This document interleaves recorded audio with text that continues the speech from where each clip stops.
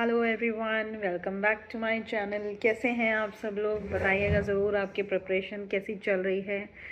आज मैं आप सब लोगों के लिए एक बहुत ही इम्पॉर्टेंट टॉपिक कह सकते हैं आप, इम्पॉर्टेंट टॉपिक भी है और जो नर्सिंग फील्ड में गवर्नमेंट जॉब पाना चाहते हैं उनके लिए तो एक बहुत बड़ा इंस्पिरेशन हो सकता है। ये एक जो आपके मन में मतलब हल्के से अंगारे लगे हुए हैं, है ना, गवर्नमेंट जॉब पाने के लिए, उसको मैं एक चिंगारी देने के लिए आई हूँ। क्यों क्यों ताकि वो मतलब अच्छे से भड़कें, ठीक है, और आप और अच्छे तरीके से अपनी मेहनत करें और अच्छे तरीके से आपके दिल में और सुलगना चाहिए वो आग।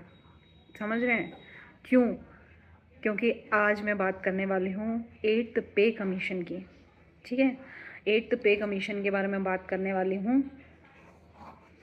क्या है ये 8th पे कमीशन, क्या होता है और क्या इसका नर्सिंग कैरियर पे कुछ इफ़ेक्ट पड़ने वाला है, सैलरी पे, और कब से ये लागू होने वाला है ना।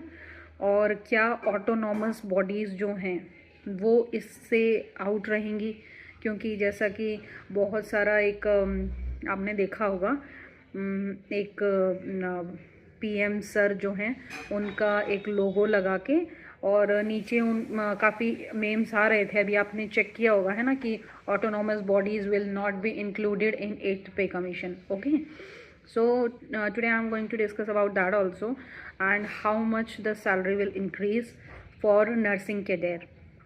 All right, for all these things to be discussed with you people, I have came here, ठीक है। और मैं इसी समय क्यों आई हूँ, बहुत ज़रूरी है, बहुत ज़्यादा ज़रूरी है। जिस भी एग्ज़ाम की प्रिपरेशन आप कर रहे हैं और अगर थोड़ी सी स्पीड से कर रहे थे ना, थोड़े से मतलब उदास मन से अगर कर रहे थे, तो आपके फेस पर एक बहुत बड़ी 6 इंच स्माइल आने वाली है, ये चीज़ न्यूज़। और आप उस चीज़ के लिए और डबल स्ट्रेंथ के साथ मेहनत करें। मैं इसलिए इस न्यूज़ को और इस वीडियो को आपके साथ में लेकर आई हूँ, ठीक है। हाँ, तो हम, जैसा कि आपने मेरा थंबनेल देख ही लिया होगा, 8th पे कमीशन व्हाट इट इज़।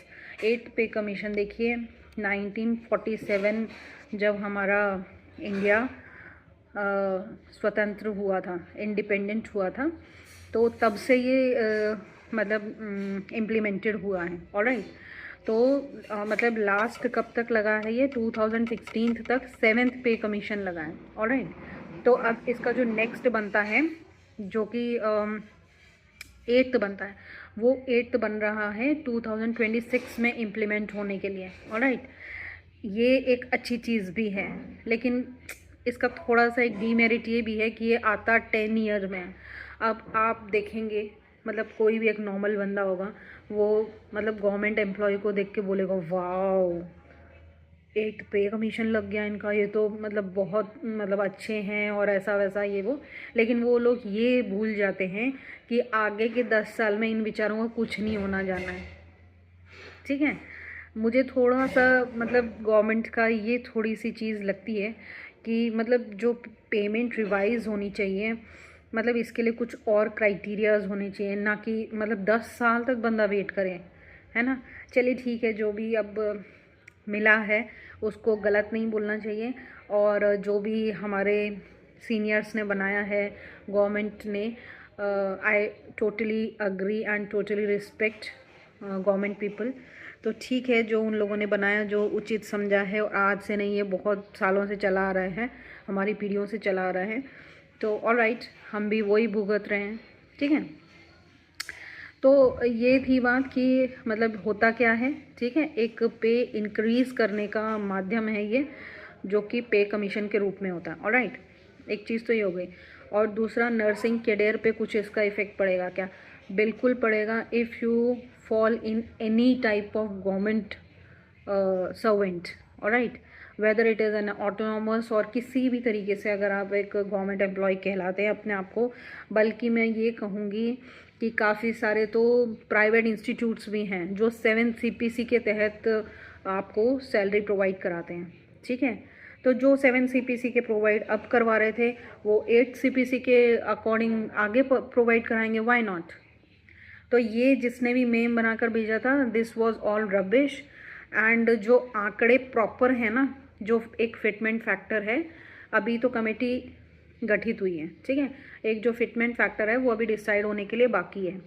तो मैं आपको कह दूं कि इतना गुना भाई इतना गुना, तो no, I will not going to say any kind of rubbish things. या मैं आप लोगों के लिए वीडियो क्यों लेकर आई थी, as to boost up your moral, कि ऐसे निराश होकर बैठने की बात नहीं है। अभी जो देखो सैलरी है नर्सिंग कैरियर की, वो भी कम नहीं है, ठीक है। एक मिडिल क्लास के लिए it is a quite very handsome salary. लेकिन फिर भी अब आपके पास इस समय अगर आप तैयारी करके इस ईयर अगर लग जाते हैं तो आप एक वो चीज़ पाएंगे जो मतलब हम लोगों ने नहीं पाई है, या किसी ने पीछे जो थे उन लोगों ने नहीं पाई है। एक बहुत अच्छा सुनहरा भविष्य है आपके सामने। मैं आप लोगों को बूस्टअप करने के लिए आपकी पढ़ाई और आप ज़ोरदार करें इसलिए लेकर आई हूँ। क्या होगा क्या नहीं होगा, अब ये तो गवर्नमेंट का हेडेक है ना, ये भी मैं ही लेके बैठ जाऊँगी या आप लेकर बैठ जाएंगे, नहीं। लेकिन एक गुड न्यूज़ तो है हमारे सामने, है ना, मोस्ट प्रोबेबली। लेकिन देखिए 1.92 टू 2.86 समथिंग कुछ इस तरह के बीच में बातें चल रही हैं। अगर ये मैं टॉपिक लाई हूँ तो this is my prime responsibility to discuss the range also, so I have discuss this, ठीक है। दूसरी चीज़ ये है कि ऑटोनॉमस वालों को भी पूरा बेनिफिट मिलेगा, आपको इससे घबराने की कोई भी ज़रूरत नहीं है, ठीक है, कि ऐसा नहीं होगा वैसा नहीं होगा। और देखिए जो भी हमारा अभी इस समय बेसिक पे है ना, मतलब पूरी जो सैलरी इस समय आपके हाथ में आ रही है वो माइट बिकम अ बेसिक पे इन कमिंग फ्यूचर, ठीक है। जो पूरी सैलरी है वो एक बेसिक पे बन जाए, ऐसा भी हो सकता है, ठीक है। सो ये मेरा मोटिवेशन था।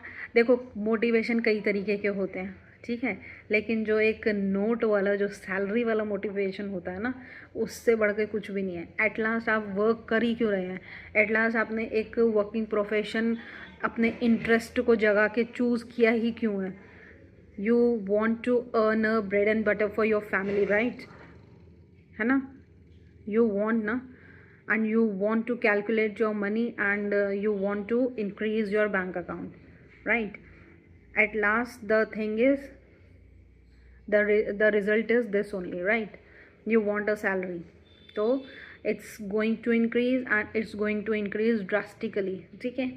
तो आप अच्छे से पढ़ाई कीजिए। आपके लिए एक मोटिवेशन के तौर पे वीडियो थी, ना कि आप इसको मतलब और कुछ समझिए कि मैंने एक कोई कैलकुलेशन करके आपके लिए लाई हूँ। लेकिन क्योंकि ये बहुत ही जो नर्सिंग प्रोफेशन में आने की सोच रहे हैं या फिर प्रिपरेशन कर रहे हैं, ये वीडियो उनके लिए थी, ठीक है। आप ज़ोरदार मेहनत करिए और आइए RML में भी हम आपका स्वागत करेंगे, बिकम आवर जूनियर्स ऑल्सो, ठीक है। आप अच्छे से पढ़ाई कीजिए। Thank you, all the best, जय हिंद।